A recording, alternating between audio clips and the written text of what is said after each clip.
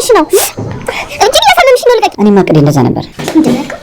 የሩትን ጓደኛ ታውቃታለህ እንዴ? ስለሱ እኮ አንቺ የሚመለከትሽ ጉዳይ የለም። ሰላም ነህ? በምን ታዋቂዎች? ሁኔታውን ስትይ እኮ በቃ ንቃት ነው የሚለው። እኔ እሱ መቼ አሳሰበኝ? እንደዚህ መሆንሽ ለአንቺም ለልጁ አደጋ ነው። ብትንትናቸውን ነው የማወጣው። አንሳባለኝ አንቺ የዛሬው ምስራችን ማለት ሁላችንም ነው። አንቺ ነበርሽ ለአቤል ነገርሽ ፍቅር ደካማ ያደርጋል። ሳንተስኛለሽ። እሺ ምን ላድርግ? ጨነቀኝ እኮ ዮናስን ተገላገልኩት ጭራሽ የመጣብኝ። እኔ እኮ ጆኒ ለአቤል እንዲነግር ያደረኩት ምናልባት አንቺ መጥቶ ካባበለሽ እንጂ እንዲህ ሊፈጠር አልነበረ። አንቺ ነበርሽ ለአቤል ነገርሽ።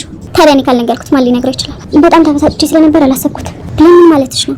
ለአንቺ ጥሩ ለታየዋለልሽን ሰው በዛ ላይ ደግሞ ለቲና አባት የሆነን ሰው እንዴት ነው ከህይወትሽ በቀላሉ ልታስወጪ? እሺ ምን ማድረግ እችላለሁ? ሴቶቹ እንኳን አስቀምጥ። እንደውም በብሌን አይፈረድም። ሩት ራሱ እኮ ሰይጣን እየሆነች ነው። ሰው እንዴት ለሰው አያስብም? እንደውም ብዙ ታግዛለች። አሁን ቆይ አንተ ምን ልታደርግ ነው? እኔ እንጃ ጨንቆኛል። ብሌን እኮ ትናንት ብታያት እንዴት እንደምታሳዝን። ኧረ ታሳዝናለች። ጀመረ ደግሞ በዚህ ሰዓት እንደዚህ ቀለዳል። እባክህ እሱን ተውና አሁን ሩትን ስጠይቃት ምን አለች? ሁኔታውን ስትይ እኮ በቃ ንቃት ነው የሚለው። ጭራሽ ሽማግሌ መላኩን አስታወሰች። ወይኔ ለካ ሽማግሌው ትናንትና ነበር። እርስት አድርጌዋለሁ። እባክህ እኔ ራሱ ረስቼው ነበር። እኔ የምለው ሩትን እንደማትወዳት ተደጋጋሚ ጊዜ አልነገርካትም እንዴ? ቆይ ለምንድን ነው በሰርጉ ተስፋ ያልቆረጠችው? የኔስ ጥያቄ እኔም እኮ ግራ የገባኝ እሱ ነው። ይሄ ደፋር ቆይ ደግሞ ስጠይቅሽ አያፍርም እንዴ? አይገርምሽም? እኔ ራሱ እኮ በጣም የገረመኝ እሱ ነው። ቆይ አንቺ ምናልሽ? እኔና አንቺ ጓደኛ ሽምግልናው እንደተላከና እኔም ደግሞ ሚስት ለመሆን ዝግጁ እንደሆንኩ ካበሰርኩልሻ ጀግና እኮ ነሽ የኔ ጓደኛ። ቆይ ከብሌን ጋር ሲታረቅ ይመስልሻል? ሰላምዬ አሁን እሱን ማወቅ ነው ያቃተኝ፣ ግን ዛሬ ባላውቅም የሆነ ቀን ማወቅ አይቀርም። ካስፈለገም ደግሞ ድጋሚ እንድላታለን። ቀላል እንጃ ነው የምትሰራት። ምትፈራ ነው የሚሻለው።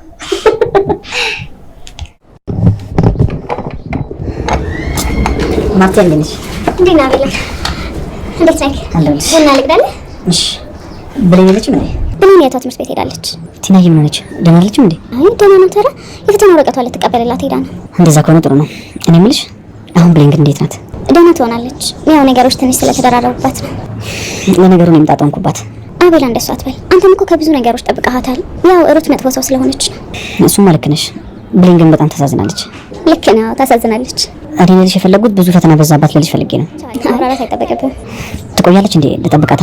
እዚህ እንኳን መጠበቁ ጥሩ ሀሳብ አይመስለኝም። ግን ያው ራሷ ስትረጋጋ ታወራታለህ። እንደዛ ይሻላል። እሱን አላሰብኩትም ነበር። እውነትሽን ነው፣ ብትረጋጋ ጥሩ ነው። እኔ የምልህ የሩትን ጓደኛ ታውቃታለህ እንዴ? ሰላም ነው? አዎ። የት ነው ሰፈሯ?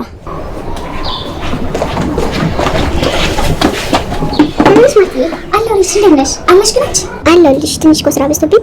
ቆይ ዛሬ ብሌን የለችም እንዴ? አዎ ትመጣለች። የቲና ትምህርት ቤት ሄዳ ነው። እኔ የምልሽ የዮናስ ጉዳይ እንዴት ሆነ? እባክሽ ሲመረው ተመልሶ ይመጣል። የት ሄዳል ብለሽ ነው?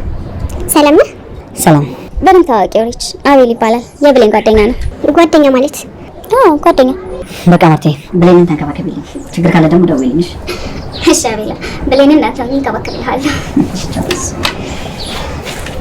አንቺ ደግሞ ተልበሽ ነው የመጣሽ?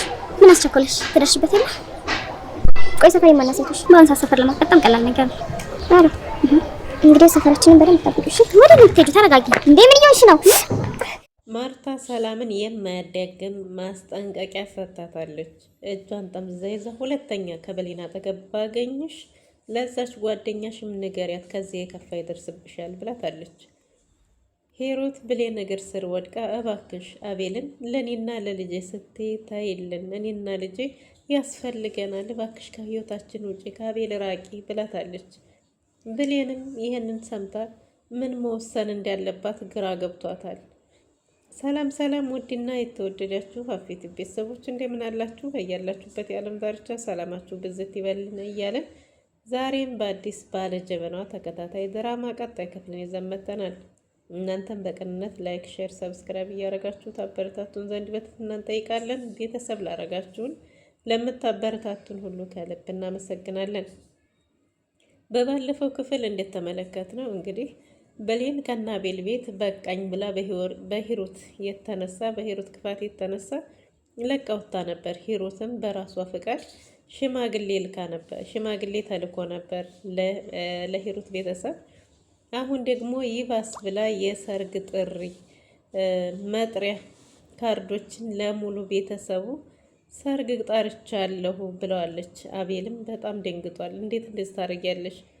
ሰርግን ያህል ነገር እንዴት እንደዚህ ብቻሽን ትወስኛለሽ ሳንማከርበት ቢላትም እኔ ራሴ ሚስት ለማድረግ እያዘጋጀሁ ነው። ምን አጠፋሁ አቤልዬ? ከዛች መንደሬ ጋር መልከስከስ እንዳይቀርብህ፣ ምክንያቱም የሂሩት ባል ከሆንክ መሰተር ግዴታ ስለሆነ እሱ ቀረብህ እያለች እንግዲህ አቤልን ቁም ስቅሉን አሳጥተዋለች። አቤልም ግራ ገብቶት ለጓደኛው ሂዶ አማክሮታል። ለጓደኛው ሂዶ ሲያማክረው እንግዲህ ጓደኛውም ይሄ ነገር አልፈጠንም ወይ እውነቱን ለቤተሰቦችህ ንገር ቢለውም አቤል የእውነት ልጁ የእሱ ስለመሰለው እንግዲህ እንዴት አርጌ ነፍሰ ጡር ሆና እንዴት አርጌ እንደዛ ላለሁኝ እያለ ግራ ተጋብቷል። እሷም በየቀኑ አዳዲስ ውሳኔዎችን እየወሰነች እያስደመመችው ትገኛለች። ምን እያስደመመችው ነው? እያስለቀሰችው እና በሌላ በኩል ብሌን እንግዲህ በጣም ከፍቷት ነበር። ባለፈው መተወቃቸውን በታትነውት በመሄዳቸው እናም አቤልን ከጎኗ ሁን ብላ ማርታ ለጓደኛው ተናግራ ቢሄድም ብሌን ከፍቷት ስለነበረ አባራው ነበር። ግን ደስ የሚለው ደግሞ ማርታና የአቤል ጓደኛ ሆነው አስታርቀውታል ማለት ነው። አስታርቀዋቸው ይቅርታ ስሜታዊ ስለሆንኩ ነው እንጂ ይህንም ላንተ መናገር አልነበረብኝም፣ አንተ እጅግ በጣም መልካም ሰው ነህ ብላለች። እናም እንግዲህ ማርታ ብሌን ማንም ሰው እንዲያስቀይማት አትፈልግም፣ ማንም ሰው ከብሌን አጠገብ እንዲደርስ አትፈልግም። እና እሷ ብሌን እህቷን ትምህርት ቤት ልታደርስ በሄደችበት ቁጭ ያለችው ጀበና ማለት ስራዋን የብሌንን ስራ ምሰራላት ማርቲ ስለነበረች አቤልን ታገኘዋለች። ለአቤል ቡናውን ምናምን ከሰጠችው በኋላ የሄዱት ጓደኛ ሰፈር ታውቀዋለህ ቀልል አድርጋ ስትለው አዎ አለ። ደግሞ አቤል ምንም እንደዛ ብሎ አልገመተም። ከዛ ለምን ፈለግሽው? ምንም ጥያቄ የለም አወቀዋለሁ ብሎ ይጠቁማታል። ከዛም ብሌን ስትመጣላት ሰላም ሰፈር ስትሄድ እንደኛ ሰፈር ምን ታረጊያለሽ ብትላትም ምንም አንቺን እየተጠበቅኩ ብላ እንግዲህ ሰላምን እንግዲያስ በደንብ ሰፈሩን ጠብቂው ብላት ልፍላለሁ ስትል ማርታ ማን እንደሆነች የማርታን ድፍረት ልኳን አሳይታታለች ማለት ነው። እጇን ጠምዝዛ ሰላምን መልእክቱን አድርሺ ተለጓደኛሽ ተብላ ስለነበረ መልእክቱን ይዛ እያለቃቀሰች ሂሩት ጋር ሄዳለች። ሂሩትም ምንድነው ምን ሆነሽ ነው ስትላት እጇን ጨብጣይታ ያቺ ናታ የዛች መንደሬ የዛች የቡና ቀቃይ ጓደኛ ናታ እንደዛ ያረገችኝ አለች። እንዴት ስትላት እሷ ናታ እንደዚህ ያረገችኝ ስትላት አቤልን ጠብቃ አንተ መንደር ለመንደር እየሄድክ የዛች መንደሬ ጓደኛ ሰላምን ጓደኛዬን እንደዛ እስከምታረጋት ድረስ አሪውን ነገር አድርግ ምናምን ብላ ሂሩትም ጮኸችበትስ እኔ እስከማውቀው ድረስ ማርታ እንደዛ አታረግም ምን አገናኝቷቸው ብሎ የእውነትም ደስ ብሎታል። እናም እንግዲህ አቤልም ቤቱን እየጠላ እያስጠላው መጥቷል። ምክንያቱም የሂሩት ጭቅጭቅ ሂሩት ውሃ ቀጠነ ብላ ከምንም ተነስታ ውሃ ቀጠነ ብላ ነው እና የምትጨቃጨቀው። አሁን ላይ አቤል ቤቱ እያስጠላው መጥቷል እና አንድ ነገር በተናገረችው ቁጥር ቤቱን እየለቆ ነው ጥሮ የሚወጣውና ከብሌን ላይ ውረጂ ብሌን ምን አረገችሽ ሲል እንግዲህ በጥፊ ያቺ ወስላታ ጋር ወስልታ እያለች እንግዲህ ብሌንንም ያለ ስራዋ እየኮነነች በጥፊም አግለዋለች። አቤልም የዛሬው ለየት ይላል ጥፊም አለው ብሎታል ጓደኛው። አይ ጓደኛዬ እንት ያለበት ነገር ምን ላድርግህ እያለ እንግዲህ የአቤልና የብሌን መጣላት ደግሞ ሂሩት ደስ ብሏት ብቻዋን ስትስቅ ሰላም ምን ሆነሽ ነው እንዴ ደስ ብሎሻል ደስተኛ ነሽ ምን አርጊቶሽ ነው የምትስቂው ስትላት አቤልና ብሌን እኮ ተጣሉ ከዚህ በኋላ ማለያያቸዋለሁ ገና በትንትናቸውን ነው የማወጣው እያለች ደስ ብሏት ደስታዋን ሳትጨርስ አቤልና ብሌን መታረቃቸውን ስትሰማ ደግሞ የበለጠ ወዲያውም ከፍቷታል። በዛች በአንድ ሰዓት ቅጽበት ደስታውንም ሀዘኑንም አስተናግዳለች ማለት ነው። እና አቤልና ብሌንም ታርቀው ወደ መጀመሪያው ማለት ጓደኝነታቸው ተመልሰዋል።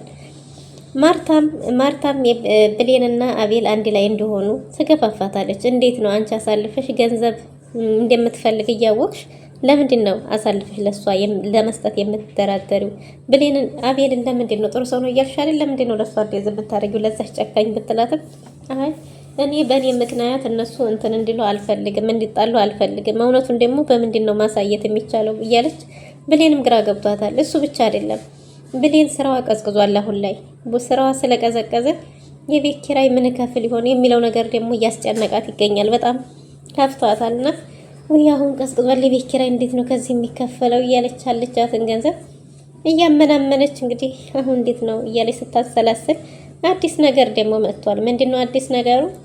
ከትምህርት ቤት ተደውሎ የትምህርት ቤት የትምህርት ቤት ክፍያ ጊዜው አልፏል እና ክፈይ ስትባል ደግሞ የባሰ አሁን እንዴት አድርጌ ነው የምከፍለው እያለች ሀሳቧን ብቻዋን እያብሰለሰለች እና በቃ እሺ አንድ ሁለት ቀን ስጡኝ ምናምን ብላ መምህሮቹን ጠይቃለች። ከዛም አልፎ ተርፎ እንግዲህ ሂሩት ምን አስባ እንደሆነ ባይዘልቀንም እንግዲህ ብሌን ጀበና ወይም ደግሞ እሷ መንደሬ ወይም ቡና ቀቃይ የምትላት ብሌን ላይ ሄዳ እግሯ ስር ወድቃ እባክሽ ላልተወለደው ልጅ ስትይ እባክሽ ብላ ለምናታለች። ምንድነው ብትላትም ከህይወታችን ውጪ አቤልን ተይልኝ ብትላትም እናንተ ናችሁ እንጂ እኮ እኔ ህይወት ውስጥ የገባችሁት እኔ እናንተ ህይወት ውስጥ በጭራሽ አልገባሁም ምን እያልሽ ነው ብትላትም እባክሽ ለኔና ለልጄ እባክሽ ከህይወታችን ውጪ እባክሽ አቤልዬን አታግኘው እባክሽ አቤልዬን ለኔ ተይልኝ ስትላት ዝም ብላለች። ከዛም እንግዲህ የፈረደባት ማርቴ ስትመጣ ከፈት ብላ ስለነበር ምን ሆንሽ? እኔ እያለሁልሽ እኔ ልካቸውን ማስገባቸው ለማን ነው እንደዚህ ያደረገሽ? ማን ነው ያስከፋሽ? እያለች ስትጠይቃት ያች ሂሩት መታ ነበርና እግሬ ስር ወድቃ ለመነችኝ። ለምን አሰብሽ? እኔ እንጃ ግራ ገባኝ ስትላት እንዴ ለገንዘብ እንደቀረበችው እንደማታፈቅረው ታውቂ የለ እንዴት ነው እንደዛ የምታረጊው? እንዴት ነው አሳልፈሽ ለሷ የምትሰጪው? እያለች አቤልም ድንገት እየሮጠ ወደ እሷ ሄዶ ስለነበረ ሂሩት መታ ነበር እግሬ ስር ወድቃ ለመነችኝ፣ አቤልን ተይልኝ ከህይወቴ ውጡ አለችኝ ስትል ይህን ሰምቶ ስለነበረ ሲሮጥ ተመለሰ። ማርታም ብሌንን ተቆጣቻት። እንዴት ነው ይሄን ሁሉ እያወቅሽ እውነቱን ለአቤል እንደማሳወቅ ጭራሽ እሺ ብለሽ ተስማሚያለሽ ብላ ሂሩት ማርቲን በጣም ተናዳለች። የልጇ አባት ስዩምም በመጥፋቱ ምን አስቦ ነው የሚለው ነገር አሳስቧት ነበር ሂሩት። እናም እንግዲህ ሰላም ደወለልሽ እንዴ ስትላት ኧረ አልደወለም ግን የሱ ነገር አይታወቅም ብዬ ስትል ደግሞ ድንገት ቢመጣስ ስትላት ከዚህ በኋላ አይመጣም አለቻት እርግጠኛ ሆነ እና እንዴት አወቅሽ እንዴት ምናምን ስትላት ብላ ያው ውሸት እንደሆነ ቢያስታውቅም ነገር ግን ያው ገምታ እንደሆነ ተናግራለች። ለዛሬ የነበረን ቆይታ ይሄን ይመስል ነበር። በቀጣይ እስከምንገናኝ ድረስ እናንተም ቸር ሰንብቱልን።